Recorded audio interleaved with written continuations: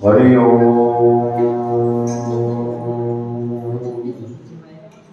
गजाननं भूतगणाधिसेवितं कपित्थजम्बूफलचारुभक्षणम् उमासुतं शोकविनाशकारकम् नमामि विघ्नेश्वरपादपङ्कजम्। गुरुर्ब्रह्मा गुरुर्विष्णुः गुरुर्देवो महेश्वरः गुरुर्साक्षात् परब्रह्म तस्मै श्रीगुरवे नमः। करारविन्देन पदारविन्दम् मुखारविन्दे विनिवेशयन्तम् वटस्य पत्रस्य पुटे शयानं बालं मुकुन्दं मनसा स्मरामि।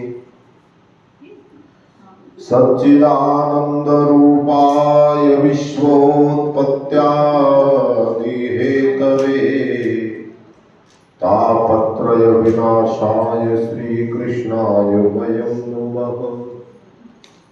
कृष्णाय वासुदेवाय हरये परमात्मने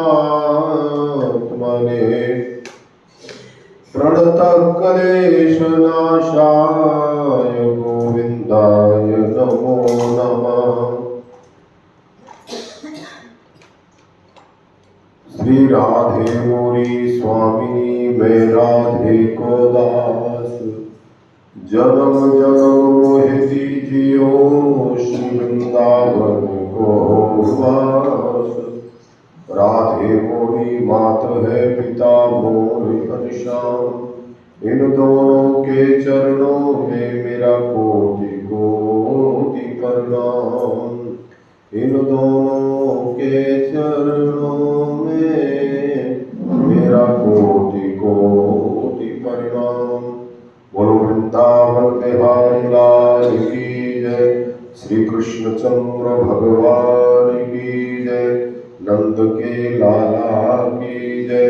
सद्गुरुदेव महाराज की जय। श्री राम जय राम जय जय राम। श्री राम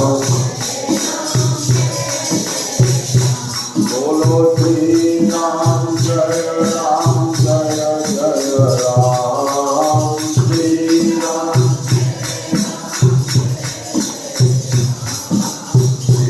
राम जय राम जय जय राम। श्री राम हे मंगल भवन मंगल आदि मंगल भवन उमा सहित सफल पुरारी उमा सहित श्री राम जय जय राम। श्री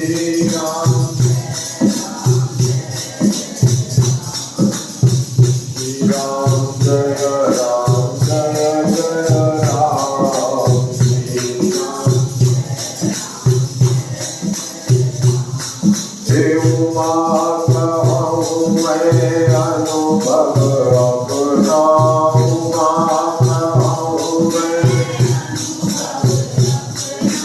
सत हरि भजन जगत सब सफला सत हरि। श्री राम जय जय राम। श्री राम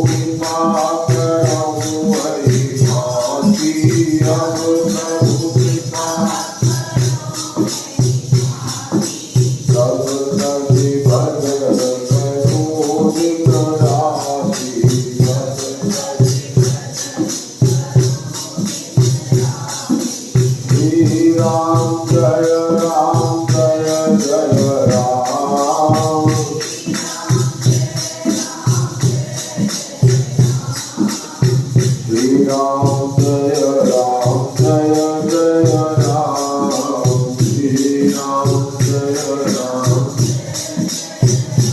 बोलो श्री राम जय जय राम श्री राम श्री राम जय जय राम श्री राम बोलो रामचंद्र भगवान की जय बोलो नंद के लाला की जय। मेरे गिनियो मत अपराध लाडली श्री राधे मेरे गिनियो मत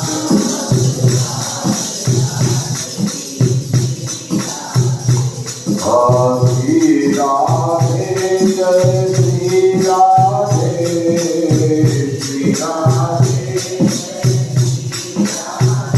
मेरे गिनियो मत अपराध लाडली श्री राधे मेरे गिनियो मत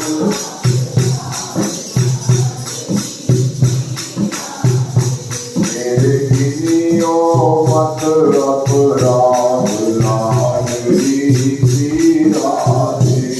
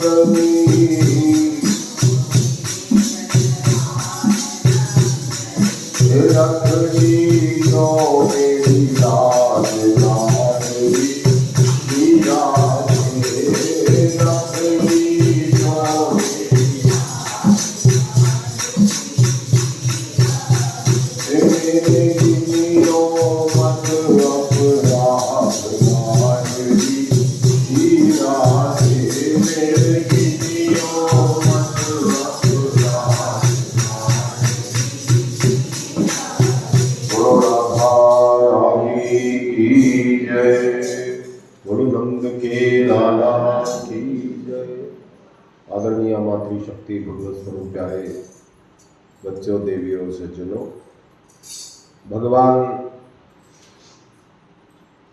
अकारण करुणा करुणालय दीन बंधु दीनानाथ परात्पर पूर्ण प्रभु परमेश्वर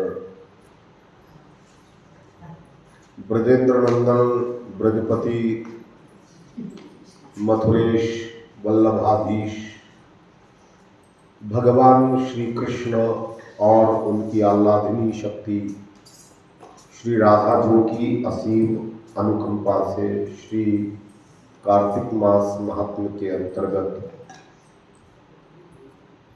आज तीसरे दिन की कथा आरंभ होती है। आज वैसे तो त्योहार तो चतुर्थी का है, लेकिन चंद्रमा की कलाओं के कारण ये आज तृतीया में ही चतुर्थी करवा चौथ का व्रत मनाया जा रहा है। करवा चौथ वैसे तो भारतीय परंपरा में बड़े विशेष रूप से ये त्योहार मनाया जाता है।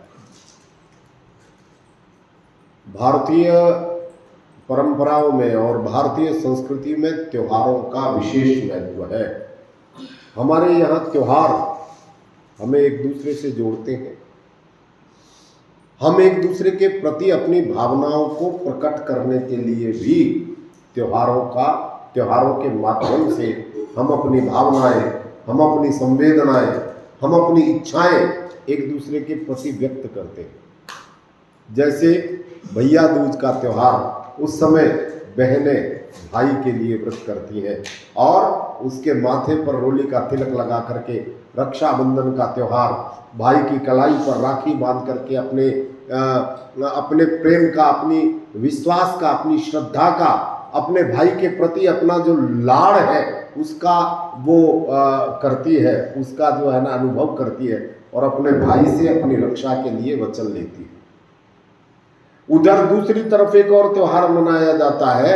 उस त्योहार में गुरु पूर्णिमा का त्योहार, गुरु पूर्णमासी का त्योहार, हम अपने गुरु के प्रति, गुरु का पूजन करके, भगवान व्यास का पूजन करके, हम अपने गुरु के प्रति जो हमारा समर्पण है, गुरु के प्रति जो श्रद्धा है, उसको हम दिखाते हैं। हम अपना श्रद्धा को बताते हैं कि हमारी ये श्रद्धा है और होना भी चाहिए।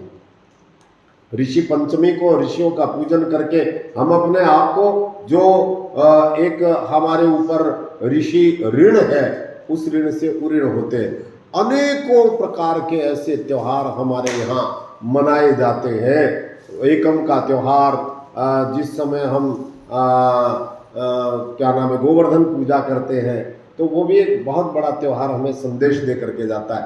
हमारे यहाँ त्योहारों से कोई ना कोई संदेश हमको मिलता है। और देखा जाए तो प्रादेशिक और सार्वभौमिक रूप से हमारे यहाँ 365 के 365 दिन कोई ना कोई त्योहार होता है हमारा, क्योंकि भारत देश ऋतुओं और त्योहारों का देश है। बहुत से देशों में ठंडी ठंड पड़ती रहती है, गर्मी वहाँ होती ही नहीं है। बहुत से देशों में गर्मी कुछ समय की आती है, होता ही बाकी जो है ना कुछ नहीं है।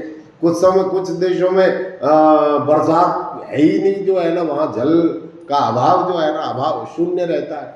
तो हमारे यहाँ 6 ऋतुओं का देश है। कभी बसंत की बहार है, कभी पतझड़ है, कभी सावन है और कभी ज्येष्ठ की तपती दोपहरी है। उसी तरह से, जिस तरह से ये ऋतुओं का देश है, उसी तरह से भारत त्योहारों का भी देश रहा।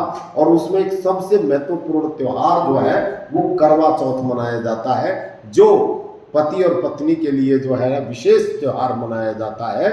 उसमें पत्नी अपने पति की दीर्घायु के लिए कामना करती है, दीर्घायु के लिए व्रत करती है और भगवान गणेश जी से वो वरदान मांगती है। कल मैं एक वो रील देख रहा था, एक बहुत अच्छी कथावाचिका, बहुत जो है ना बड़े वो जिनका नाम है, वो भी कह रही थी कि इसका पुराणों में कोई उल्लेख नहीं है, ये वैसे मनाया जाता है, ये ऐसे होता है, ये प्रचलन चल गया है। मैंने कहा तुम जिसका खा रहे हो उसी के लिए जो है ना इतना, जो हमारे रग रग में बसा हुआ है, देव पत्नियों ने जिस व्रत को किया है, हमारे पुराणों में, गर्ग पुराण में, हरिवंश पुराण में, बहुत से पुराणों में जिसका वर्णन आता है, और वो कह रही हैं कि इसका तो पुराणों में कहीं जिक्र ही नहीं है, ये तो पंजाब से चला था और फिर धीरे धीरे, जबकि ये तो पंजाब, राजस्थान और हरियाणा और उत्तर प्रदेश, मध्य प्रदेश, पूरे के पूरे भारत में, क्या अब तो विश्व में भी इस त्योहार को मनाया जाने लगा है। तो ये त्योहार, सबसे बड़ी बात, कहीं वर्णन है नहीं है, इस बात से भी कोई फर्क नहीं पड़ता। लेकिन क्या हमारी भावनाएं वो एक दूसरे के प्रति समर्पित नहीं होती हैं? और क्या उन भावनाओं का कोई जो है ना, हमारे मनोविज्ञान में एक वो आता है, हम जैसा माइंड से सोचने लग जाते हैं, जो हमारे अवचेतन मन में विराजमान है, धीरे धीरे वही हमारे साथ में होने लग जाता है। यदि एक स्त्री अपने मन में ऐसा सोच ले कि मेरे पति की दीर्घायु होनी चाहिए और वो उसके लिए थोड़ा सा प्रयत्न कर ले, तो भगवत कृपा से उसको वैसा ही प्राप्त होने लगता है। तो ये जो पति और पत्नी का रिश्ता है, संसार की सब महिलाओं में जो सबसे ज्यादा टिकाऊ और सबसे ज्यादा पवित्र जो रिश्ता माना गया है, वो हमारे यहाँ पति और पत्नी का ही रिश्ता माना गया है। देखो, बहन और भाई एक ही माता के गर्भ से जन्म लेते, एक ही पिता के द्वारा पाले होते, उनमें यदि प्रेम है तो कोई बड़ी बात नहीं, क्योंकि बचपन से वो एक दूसरे को देख रहे हैं। लेकिन एक महिला जो 25 साल तक अपने माता पिता के साथ में रही, और वो एक ही दिन में अपने पति के प्रति, जिसको कि उसने कभी देखा नहीं या जिसको वो जानती नहीं, जिसका कुल अलग है, परिवार अलग है, खानदान अलग है, उसके विचार संस्कार अलग हो सकते हैं, उसके रीति रिवाज अलग हो सकते हैं, लेकिन एक बार यदि वो दोनों एक दूसरे के साथ में हो जाते हैं, तो फिर वो एक दूसरे के प्रति समर्पित होकर के अपना पूरा का पूरा जीवन बिता देते हैं। ऐसी पवित्रता, ऐसी सच्ची निष्ठा, ऐसा विशुद्ध प्रेम यदि कोई कर सकता है, तो वो इन व्रतों और त्योहारों के माध्यम से जो श्रद्धा उत्पन्न होती है, उसी का परिणाम है कि कोई थोड़ी बहुत ऊंच नीच भी हो जाए तो उसको वो इग्नोर करके अपना जो है ना, जो दाम्पत्य जीवन है उसको व्यतीत करती रहती है। मैं पीछे एक वो जो है ना वो पढ़ रहा था कि एक जो है, एक महिला, कोई विदेश की महिला थी, उसने कॉलगेट जो होती है, वो पेस्ट जो होती है, उस पेस्ट को निकालने के लिए उसने पीछे से ना दबा करके आगे से दबाया, और पत्नी ने देख लिया कि इसको तो इतनी अकल नहीं है कि इसको जो है ना पेस्ट को कैसे निकालना चाहिए, तलाक देती हूँ मैं इसको। और तलाक के लिए उसने वो कर दिया और उसने तलाक दे भी दिया, केवल इतनी सी बात पर, केवल इतनी सी बात पर। तो जहां लोगों को सिखाया ही ये जाता है, तो वहां लोगों में क्या आप ये कामना कर सकते हो, क्या वो पत्नी 7 जन्मों तक तुम्हारे साथ मुझे मिलता रहे, ऐसी वो कसमें, ऐसे वो वायदे कर सकती है अपने पति से, जिसको कि कल का पता नहीं है कि कल हम ये एक दूसरे के साथ में रहेंगे। लेकिन भारतीय जो महिलाएं हैं, वो अपने पति के लिए कामना करती हैं कि मुझे 7 जन्मों तक आप जैसा पति मिले। वो क्यों करती है?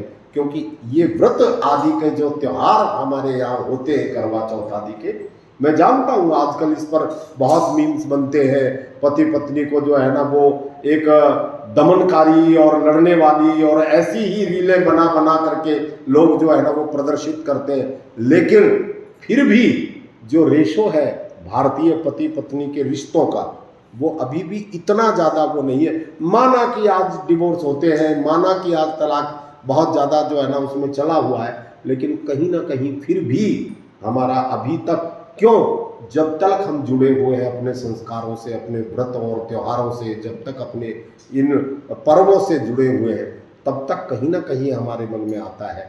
और मान लो कोई गिला शिकवा आ भी गया, तो जब वो करवा चौथ के दिन अपनी पत्नी को व्रत रखते हुए देखता है और पूरे दिन वो निर्जला रह करके जब तक शाम को चंद्रमा को अर्घ्य दे करके अपने पति को परमेश्वर मान करके ही उसका पूजन करके उसको चरण छू करके आशीर्वाद लेती है, तो कोई गिला शिकवा होता है तो वो भी दूर हो जाता है। लेकिन आजकल कुछ विडंबनाएं हैं।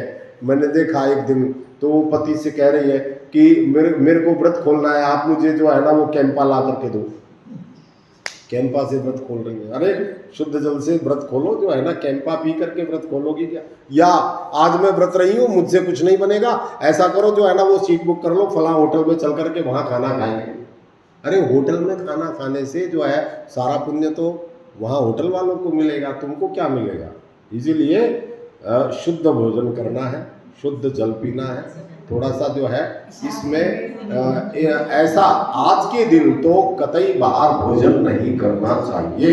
ये व्रत के नियम के अनुसार आपको चाहिए कि आप घर में भोजन करें। ज़्यादा कुछ नहीं बना सकते तो थोड़ा सा कुछ बना करके आप अन्य दिनों में चले जाएं, होटल रोज आपका होटल ही है, लेकिन आज के दिन भगवान चंद्र नारायण को प्रसन्न करने के लिए ऐसा कदापि ना करें। इससे आपके जीवन के, ठीक है आपका प्रेम है, वो कुछ भी जो है ना आप करें, आप चाहे ऐसा करें बाहर से थोड़ा बहुत मंगा लें, वैसे ना भी मंगाए तो घर में खीर बना लें और सेमियां बना करके, क्या लगता है 10 मिनट लगते हैं जो है ना सेमियां बनाने में है। तो और यदि आपस में थोड़ा सा जो है ना वो लगाव भी है तो आप उस दिन जो है ना सहायता करके, थोड़ी बहुत सहायता आप कर लें, थोड़ी बहुत वो कर लें, और यदि बन जाता है तो कोई दिक्कत नहीं है। आप कोशिश ये करें कि आप अपने घर में इस दिन भोजन स्वयं बनाएं, और ना बना पाए तो सहयोग से बनवा लें। बोलो बांके बिहारी लाल की जय, बोलो वृंदावन बिहारी लाल की। तो मैं मंदिर श्री कृष्ण शरणम धाम की ओर से आपको सभी को करवा चौथ की पावन और मंगलमय बधाई देता हूँ। प्रभु आपको ये करवा चौथ मंगलमय हो, रिद्धि सिद्धियों के देने वाले भगवान गणपति आपके सौभाग्य की, माँ करवा चतुर्थी जो है वो आपके सौभाग्य की रक्षा करे, और यावत जीवे, जब तक आप जीवे तब तक आपकी मांग का सिंदूर और आपके माथे की बिंदिया में चमकार बनी रहे, और प्रभु आपको सौभाग्यवती, सदा सौभाग्यवती होने का आशीर्वाद प्रदान करते रहें, और आपके जीवन में आपके बच्चों की संतति और संपत्ति आपकी बढ़ती रहे, और आपके स्वास्थ्य की रक्षा भगवान करते रहें। ऐसी मेरी शुभकामनाओं के साथ में मैं पुनः आपको करवा चौथ की मंगलमय बधाई देता हूँ। बोलो कार्तिक मास महात्म्यों की। राजा पृथु कहने लगे कि हे मुनि, आपने कार्तिक मास में विष्णु की पूजा का महात्म्य कहा, इस मास में किसी और भी देवता का पूजन होता है, और या किसी और देवता का व्रत भी होता है, सो कहिए। नारद जी कहने लगे कि आश्विन शुक्ल पूर्णमासी को ब्रह्मा जी का व्रत होता है, कार्तिक कृष्णा चतुर्थी को गणेश जी का व्रत होता है, तथा अहोई और अष्टमी को माता लक्ष्मी का व्रत भी इस कार्तिक मास में किया जाता है। कार्तिक मास में जो कुंवारी इस व्रत को करती हैं उसको सुयोग्य पति मिलता है। ये भी कहते हैं कि सौभाग्यवती स्त्रियों को ये व्रत करना चाहिए, जो कुंवारी है उनको भी ये व्रत करना चाहिए, जो विवाह नहीं हुआ है उनको भी ये व्रत करना चाहिए। क्यों? क्योंकि उनको श्रेष्ठ पति की प्राप्ति के लिए ये व्रत करना चाहिए, और जो विवाहिता है उसको सौभाग्य की रक्षा के लिए व्रत करना चाहिए। और यहाँ तक भी कहा है कि जो स्त्री और पुरुष भी इस व्रत को कर सकते हैं, क्योंकि कई बार महिलाओं को लगता है कि हम ही व्रत करें, क्या इनका कोई दायित्व नहीं बनता? तो दायित्व तो उनका भी है, और वो भी क्योंकि जितना पति को आवश्यकता है पत्नी की, उतनी ही पत्नी को भी पति की आवश्यकता रहती है। तो दोनों के बिना ये संभव ही नहीं है कि दाम्पत्य की गाड़ी अच्छी तरह से चल सके। तो पुरुषों को भी, शास्त्र तो यही कहता है, पुराण तो यही कहता है कि पुरुषों को भी इस व्रत को रखना चाहिए, लेकिन लगभग ये उत्तरदायित्व माताओं पर, बहनों पर ही रह गया है कि वो अपने पति की दीर्घायु के लिए कामना करें। पति का कोई धर्म नहीं, लेकिन ये पति का भी धर्म है कि वो अपने पत्नी की रक्षा करें। और ये ना सोचें कि विवाह होने के कुछ वर्षों बाद ही आप यदि 80 साल के 100 साल के भी हो गए हैं तो भी अपने पति के लिए, कामना के दीर्घायु के लिए उनका व्रत रख सकते हैं। कोई ऐसी बात, जब तक आप रह सकते हैं तब तक इस व्रत को रखना चाहिए। क्योंकि एक बात और होती है कि जो अचार होता है ना, वो जितना पुराना हो जाता है उतना और ज़्यादा स्वादिष्ट हो जाता है। तो पति पत्नी का रिश्ता भी कुछ ऐसा ही है, वो जितना ज़्यादा प्रगाढ़ होता चला जाता है, पुराना होता चला जाता है, वो दोनों एक दूसरे को उतना ही ज़्यादा समझने लग जाते हैं। तो जो विवाहिता इस व्रत को करती है उसका सौभाग्य अटल रहता है। प्रातःकाल स्नान आदि से निवृत्त होकर के चंदन आदि से गणेश जी का पूजन करें, सायंकाल को फिर गणेश जी को पूजन करके चंद्रोदय के समय पर चंद्रमा को अर्घ्य देवे, और चंद्रमा को अर्घ्य दे करके फिर भोजन करे। स्त्रियों को अपने सौभाग्य के रक्षा के लिए इस व्रत को अवश्य में करना चाहिए। नारद जी कहने लगे कि हे राजा पृथु, इस व्रत का एक सुंदर इतिहास मैं तुमसे कहता हूँ, सुनो। भद्रवती नाम की एक पुरी में सुधर्मा नाम का एक राजा राज्य करता था। उसके रविदत्त, सुशर्मा, जय शर्मा, सुशोभन नाम के 4 पुत्र थे और वीरमती नाम की एक कन्या थी। उस कन्या वीरमती का विवाह देवव्रत के साथ में हुआ।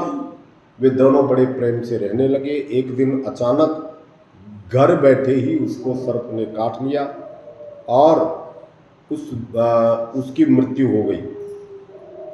वीरमती बहुत जोर जोर से रोने लगी। उसके 4 भाई आ गए और माता पिता वहां आ गए। सारा पुर दुख रूपी समुद्र में डूब गया। उसी समय दुखों को दूर करने वाले पुलस्त्य ऋषि वहां पर आ गए। राजा हाथ जोड़ करके कहने लगा कि महाराज, कौन से पाप कर्म के द्वारा मेरी कन्या को वैधव्य प्राप्त हुआ है। तब पुलस्त्य जी ने कहा कि राजन, कार्तिक मास में तुम्हारी पुत्री ने गणेश चौथ का जो व्रत है वो नहीं किया, इसी कारण से यह वैधव्य को प्राप्त हुई है। फिर पुलस्त्य जी उससे कहने लगे कि एक समय ब्रह्मा, विष्णु, महेश, इंद्र आदि सब देवता दैत्यों के नाश का उपाय सोचने लगे और उस समय ब्रह्मा जी ने कहा कि गणेश चतुर्थी का व्रत जो है वो दैत्यों का विनाश करने वाला है। तो सब देवताओं ने कृष्णा चतुर्थी के दिन, मतलब कृष्ण पक्ष की चतुर्थी के दिन संपूर्ण देवताओं ने व्रत किया और दैत्यों पर विजय प्राप्त की। तब देवताओं ने गणेश जी से कहा, गणेश जी की कृपा से वो विजय प्राप्त की, तो देवताओं ने गणेश जी से कहा कि जो स्त्री कार्तिक चतुर्थी का व्रत करे उसके पति चिरंजीवी हो, जो न करे वो वैधव्य को प्राप्त हो। अतः इस व्रत को अवश्यमेव सब स्त्रियों को करना चाहिए। पुलस्त्य जी कहने लगे कि हे राजन, तुम्हारी कन्या ने इस व्रत को नहीं किया था, इसी कारण वह इस दुख को प्राप्त हुई है। यदि वह अब भी व्रत करे तो उसके पति पुनः जीवित हो जाएंगे। यह कहकर के ऋषि चले गए।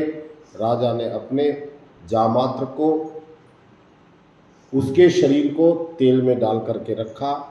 जब कार्तिक मास आया तो उसकी कन्या ने विधिवत व्रत किया, ब्राह्मणों को बुला करके बहुत सा धन दिया, जिसके प्रभाव से उसका वो पति पुनर्जीवित हुआ।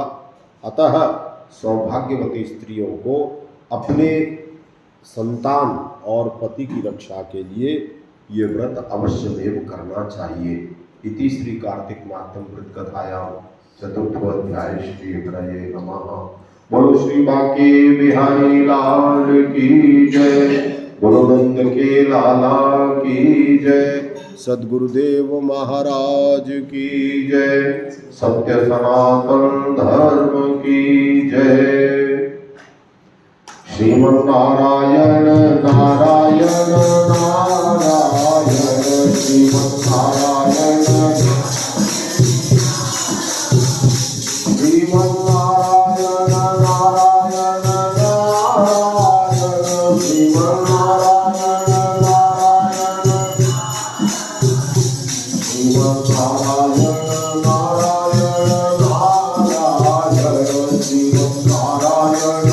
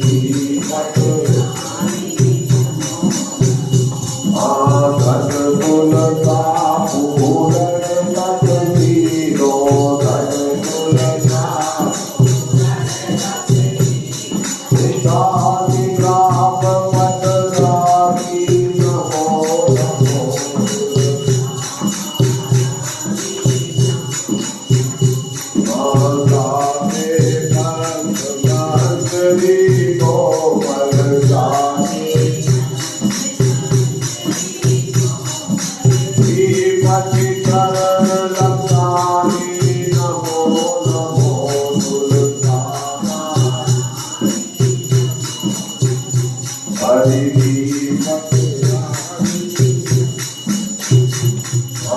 धूप दीप वेद आरती धूप पुष्पं जीवन भावर नारी नमो नमो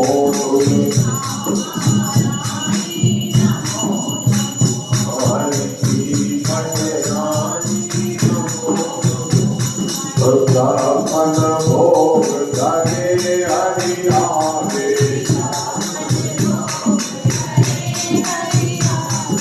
वेद तुलसाई एक नमामि नमो नमः तुलसा महारानी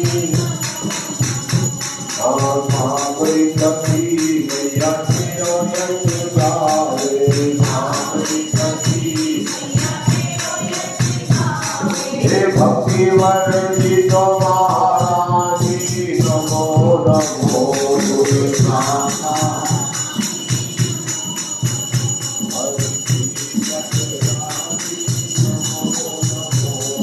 पृथ्वी मैया गीत बाके बिहारी तेरी आरती गाऊंगा आरती गाऊं प्यारे आपको दिखाऊंगा बाके बिहारी तेरी आरती गाऊंगा बिहारी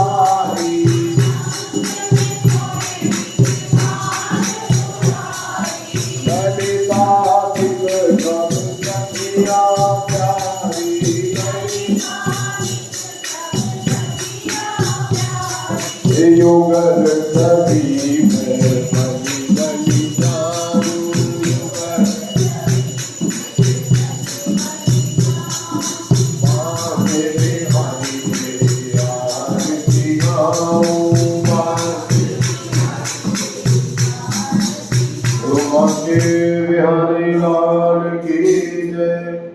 त्वमेव माता च पिता त्वमेव बन्धुश्च सखा त्वमेव त्वमेव विद्या द्रविणं त्वमेव त्वमेव धर्मं मम देव त्वमेव धर्मं मम देव। धर्म की अधर्म का प्राणियों में, विश्व का, गौ माता की, गीता माता की, सनातन धर्म की, आज के आनंद की, आज के भक्तन की। जय जय श्री राधे, जय जय श्री राधे, जय जय श्री राधे श्याम। ओम सर्वे भवन्तु सुखिनः, सर्वे सन्तु निरामया, सर्वे भद्राणि पश्यन्तु मा कश्चित् दुःखभाग् भवेत्। ओम शांति शांति सुशांतिर्भवतु।